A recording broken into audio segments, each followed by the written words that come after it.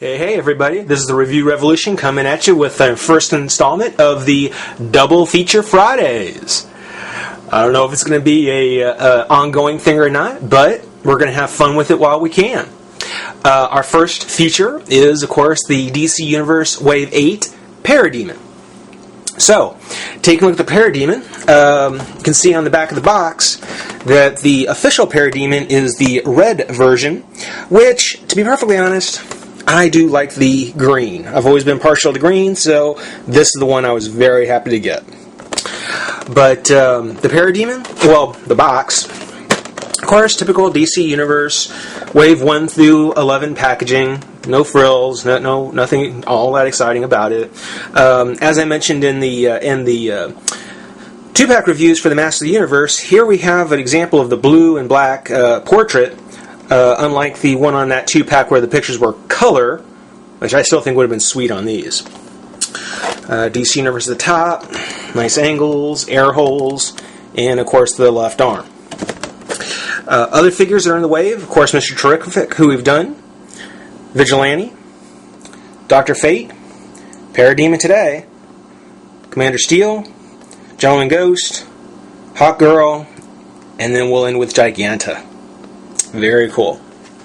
So, getting to the bio real quick, we've got Parademon, the mini warrior serving Darkseid, Lord and absolute master of the planet Apocalypse.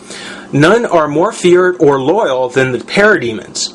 Artificially grown in genetic laboratories of Apocalypse, these elite soldiers prowl the dark skies of Armageddon, dealing death and destruction to all who challenge or invade their master's domain. Their every waking moment, every thought is filled with one purpose and one purpose only: protect and serve Darkseid at any costs. Boy, if only I had a race of freaky corpse-looking guys to do that for me. Man, that'd just be all kinds of different. First appearance, New Gods #1, February, March 1971, a.k.a. Centuries of Apocalypse, Darkseid's personal guard. No real name. Of course, they're basically an army, which I think this is one of the few army builder packs, because this is not a single character, but rather one of a whole wave of armies. So it's kind of an army builder figure. Occupation: shock trooper warrior. Base of operations: the planet Apocalypse. Special abilities: masters vicious hand-to-hand combat. Partner with huge, savage dogs called hounds. Hunt in huge packs, overwhelming their foes. Wear glider rockets to fly. Use advanced apocalypse blaster weapons. Utterly unswerving loyalty. So I actually managed to get through that. But that's a look at the packaging. We'll take a moment and pop Parademon out of the pack. Alright, thanks for sticking around, guys.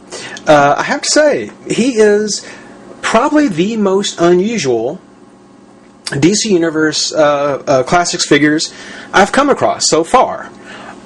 He has all the articulation of the line, but he's certainly just somehow different. First off, looking at the sculpt, it's hard to really tell.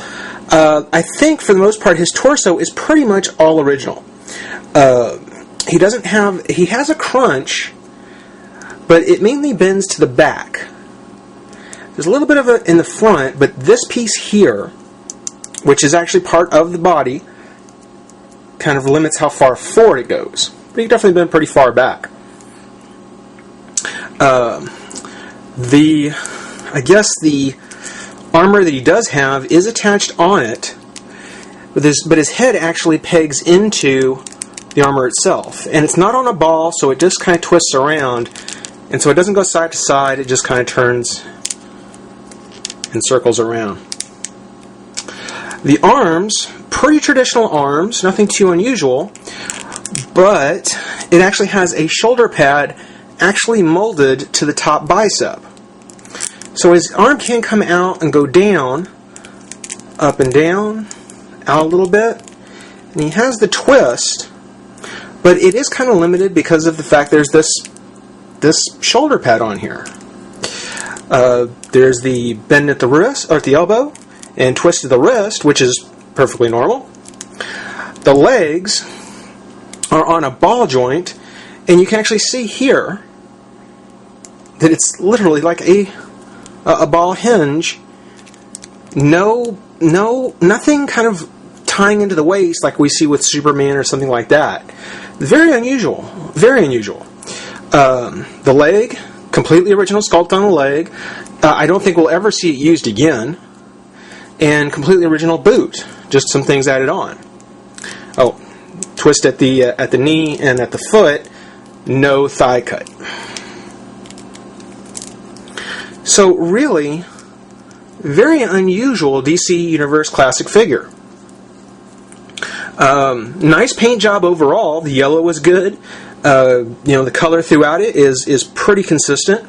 It's a little different on his shorts versus the top of his, or the bottom of his torso, but it's such a small spot that it's not something that really sticks out too bad.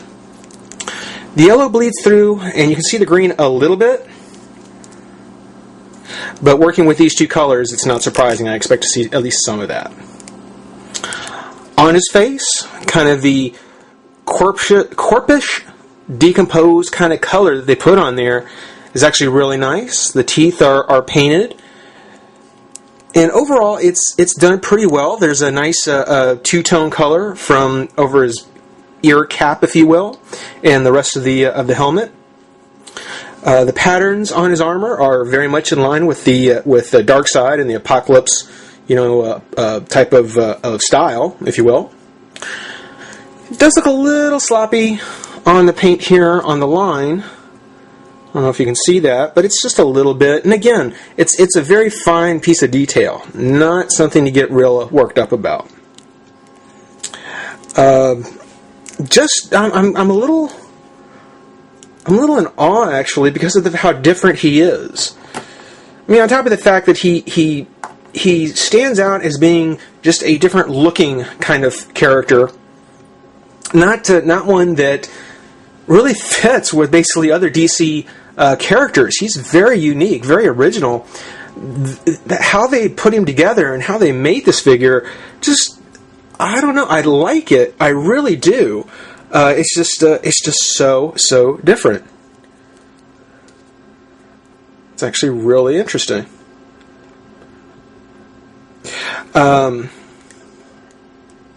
You can see the back of his shins there. I don't know if you caught that. That's pretty good. The spikes on the boot. Little paint details too, all throughout. You see little dots on the armor here. You can see it there. Little gold dots here and there. Just little things, molded little dimples in the backpack. Just all around very interesting.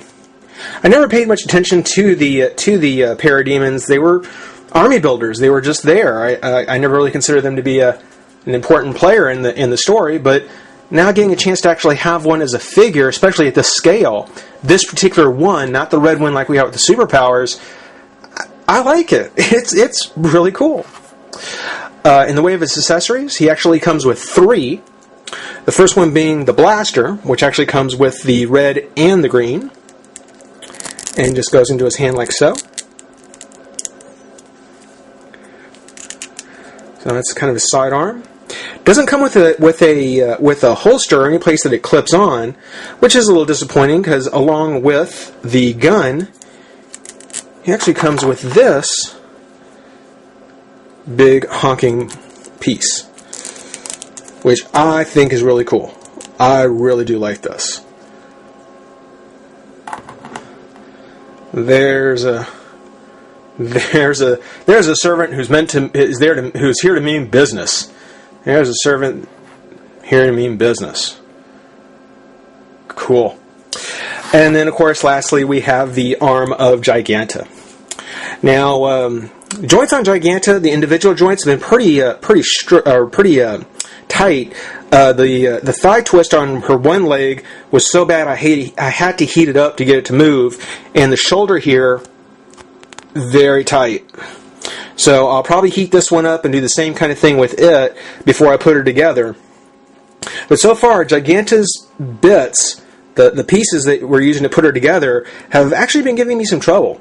So if you do go for this line, if you actually are putting this girl together, definitely take some time and maybe work the joints a little bit before you snap her on, because it may give you trouble later as you try to show her off.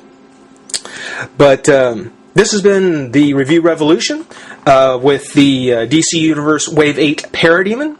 Stick around, we're not done. We still got the second half of our Double Feature Friday yet to come. See ya.